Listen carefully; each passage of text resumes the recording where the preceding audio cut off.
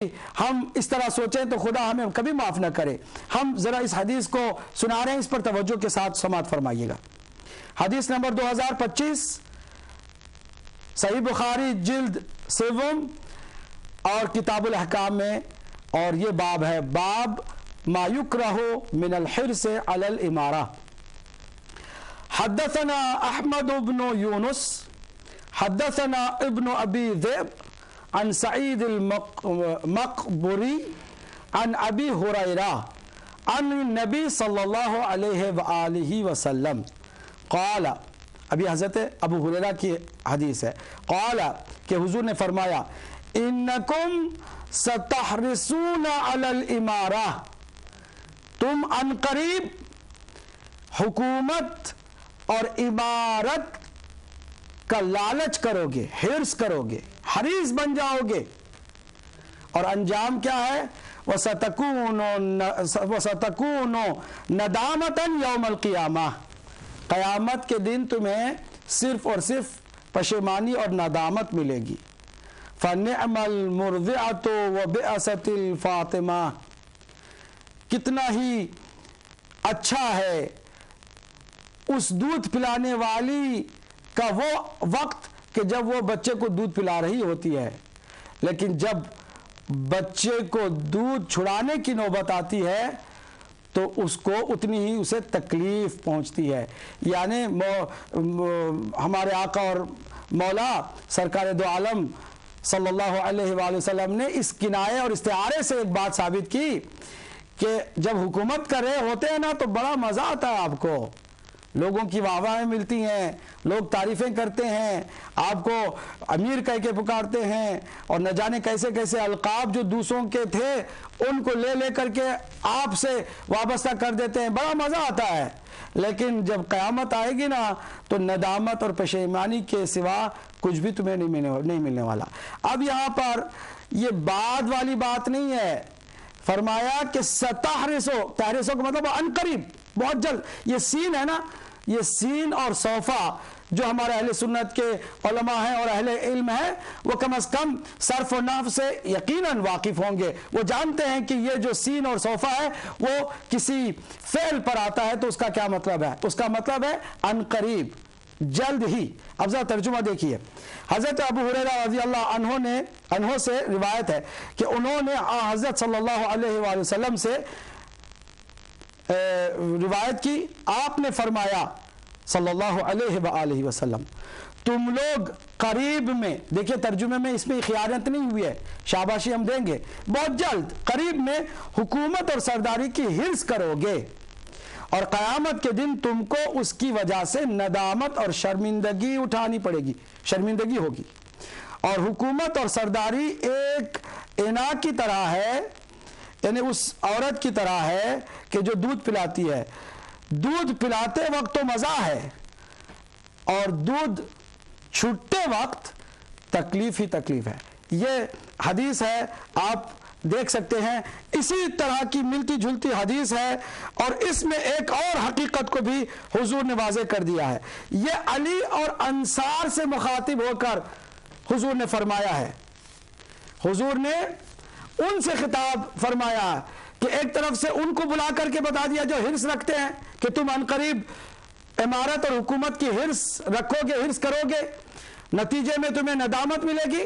دوسری طرف انصار کو بلا کر کے خطاب فرماتے ہیں کہ تم دیکھو گے ایسا وقت تو تمہارے لیے وصیت میری یہ ہے کہ تم صبر کا دامن تھامو۔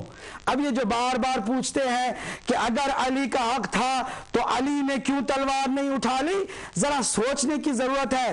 حضور نے تلوار نہیں چلائی، اس کے باوجود آج دنیا کہہ رہی ہے کہ اسلام تلوار کے زور پہ پھیلا، اور اگر علی اپنے حق کو لینے کے لیے تلوار اٹھا لیتے تو کیا آپ اور ہم بیٹھ کے یہ نہیں کہتے کہ علی نے اپنے حق کو تلوار کے بلبوتے پہ دیا؟ علی نے تلوار کے زور پر حکومت کی۔ خدا کا خوف کریں، بات کو سمجھا کریں. حضور کی وصیت تھی، مولا کائنات نے صبر کا دامن تھاما، اور اس بات کو انشاءاللہ خود مولا کی زبانی ہم سنانے والے ہیں. کل انشاءاللہ آپ خطبہ شقشقیہ سنیں گے، اس کی سند بھی بیان کریں گے. یہ جو ملا بیٹھ کر کے چند کتابیں بھی نہیں پڑھ سکے ہیں وہ انکار کر دیتے ہیں، تو انکار اس طرح نہیں ہوتا. اگر کسی بات سے آپ کو تکلیف ہے تو وہ بات آپ ثابت کریں. اگر تحقیق اور کاوش کا نتیجہ سنا رہے ہیں تو بہت اچھی بات، لیکن خالی انکار اس وجہ سے کہ آپ نے جو پہلے سے عقیدہ بنا لیا ہے اس کو ٹھیس پہنچتی ہے، تو یہ عقیدے کو بھی آپ اپنے اس طرح تھوپ نہیں سکتے ہیں، نہ اپنے آپ پر تھوپ سکتے ہیں، نہ دوسروں پہ تھوپ سکتے ہیں. ذرا اس حدیث پر توجہ کریں. یہ حدیث بھی اسی صحیح بخاری کی 3 جلد میں ہے.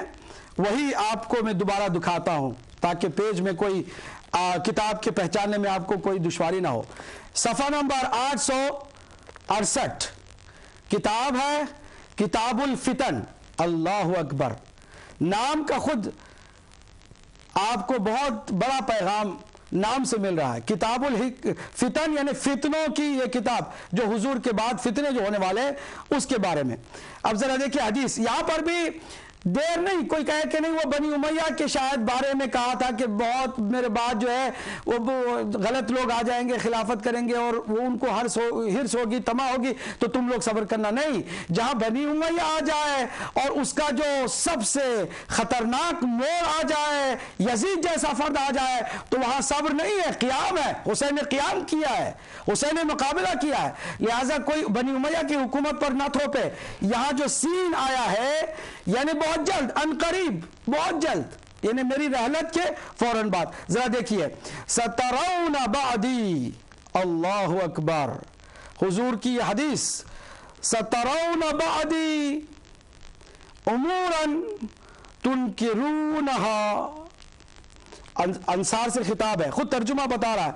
حضرت صلی اللہ علیہ وسلم کا انصار سے یوں فرمانا، کیا فرمانا؟ کہ تم میرے بعد ایسے ایسے کام دیکھو گے جو تم کو بری لگیں گی، تم کو برے لگیں گے وہ کام. اور عبداللہ ابن زید بن عامر نے کہا حضرت انصار سے یہ بھی فرمایا کہ تم ان کاموں پر حوض کوثر پر مجھ سے ملنے تک صبر کیے رہنا. کیا وہ وصیت ہے حضور کی کہ جب دیکھو کہ اس طرح کے کام جو تمہیں بہت برے لگیں آ گئے ہیں، جن کا حق تھا ان کو گوشہ نشین کر دیا ہے. مولا علی کو حضور ہر میدان میں آگے رکھتے ہیں، سپہ سالار ہر جنگ کے مولا علی ہیں. لیکن اب مولا علی سے جو خار کھاتا تھا بنی امیہ کا، وہ چشم و چراغ خالد بن ولید سپہ سالار ہو جاتا ہے اور علی کو گوشہ نشین کر دیا جاتا ہے. پھر بھی یہ دعوے کیے جاتے ہیں کہ شیر و شکر ہے، سب ٹھیک ہے، سب ایک دوسرے کے ساتھ پیار کرتے تھے. حضور نے یہاں کیا فرمایا ہے کہ ان قریب میرے بعد ایسے امور، ایسے کام دیکھو گے جو تم کو برے لگیں گے. وقال عبداللہ ابن زید کہ حضور نے یہ بھی فرمایا کیا کہ اصبروا حتی تلقونی علی الحوض، صبر کرو جب تک کہ تم حوض کوثر پر مجھ سے ملاقات نہ کرو. اب ایسے ہی حرص کرنے والے، ندامت سے دوچار ہونے والوں کے لیے اوپر حدیث ہے، اس کو سناؤں گا، پھر انشاءاللہ اور 1-2 حدیث سنیں گے. آج کے لیے کافی ہوگا تاکہ آج یہ سمجھ کر ہم اٹھیں کہ یہ جو حکومت اور سرکاری سوچ دی گئی ہے اور پروپیگنڈوں کے ذریعے سے، میڈیا کے ذریعے سے میجارٹی کے دل و دماغ میں ڈال دیا گیا ہے، اس کا حقیقت سے کوئی تعلق نہیں ہے. اللہ کے نبی نے صرف اور صرف قرآن اور اہل بیت کی اتباع کا حکم دیا ہے. اللہ نے بھی حکم دیا ہے کہ نبی کے بعد وہ جو ولی ہے وہ تمہارے سرپرست. بہت خوبصورت، اور آئندہ کے سلسلے میں پیغمبر اسلام صلی اللہ علیہ وآلہ وسلم کی وہ پیشن گوئیاں جو ہیں، پریڈکشن ہے، اس کے متعلق بھی، اور اس امت کی ہدایت کے لیے جو پیغام ہے وہ دے دیا گیا تاکہ سنبھل کر اور رک کر اچھے انداز کے ساتھ اور سمجھ کر، غور کر کے، فکر کر کے دین کے مسئلے کو لیں. اور اسی طرح وہ جو روایت ہے، یہ وہی کتاب ہے تفہیم البخاری، جو شرح صحیح بخاری ہے، اور اس کی تیسری جلد ہم کوٹ کرنے جا رہے ہیں. تیسری جلد ہے دارالاشاعہ کی, یہ پبلیکیشن ہے 1996 میں جو ہے اس کی پبلیکیشن ہوئی ہے, اور اس کی حدیث نمبر ہے 1496. آپ نے یہ جو پہلے حدیث سنی نا, یعنی اس کے آپ